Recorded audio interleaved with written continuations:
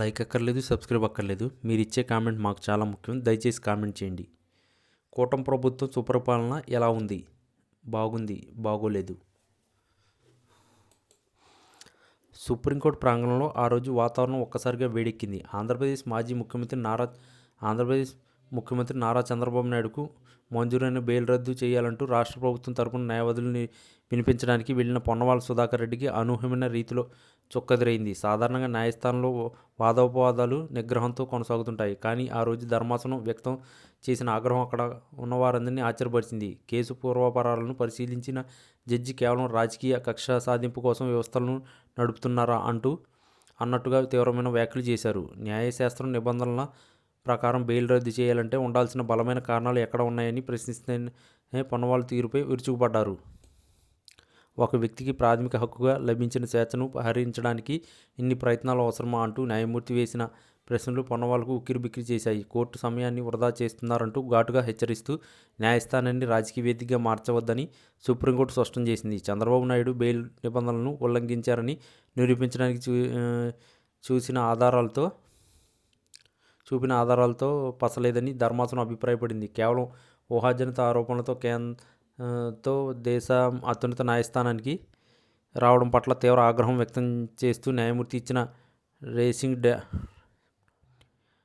Dan న్యాయవర్గాల్లో చర్చనీయాంశంగా మారింది.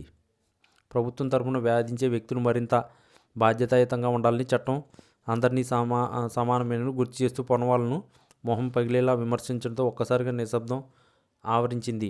చంద్రబాబు నాయుడు వయసు మరియు ఆయన ఆరోగ్య దృష్ట్యా మానవీయ కోణంలో ఆలోచించాల్సింది పోయి ఇలా నిరంతర వేధింపులు సరికాదని న్యాయమూర్తి వ్యాఖ్యానించారు. ఆధారాలేని కేసులతో కోర్టు తలుపులు తట్టడం వల్ల విలువైన సమయం వృధా అవుతుందని, దీనివల్ల ఎంతోమంది బాధితులు ఎదురు చూస్తున్న ఇతర ముఖ్యమైన కేసులు ఆలస్యమవుతున్నాయని చురకలు అంటించారు. పొన్నవాళ్ళ వాదనలు వింటున్నంతసేపు జడ్జి ముఖంలో అసహనం స్పష్టంగా కనిపిస్తుంది. మీరు చేస్తున్నది న్యాయ పోరాటంలా లేదు, వ్యక్తిగత కక్షలా ఉంది అంటూ తీవ్ర పదజాలంతో హెచ్చరించారు. ఈ పరిణామం అటు రాజకీయ వర్గాల్లో ఇటు న్యాయ వర్గాల్లోనూ సంచలనం సృష్టించింది. ఒక సీనియర్ న్యాయవాదికి సుప్రీంకోర్టు స్థాయిలో ఇట్లాంటి చివాట్లు పడడం చాలా అరుదుగా జరుగుతుంది.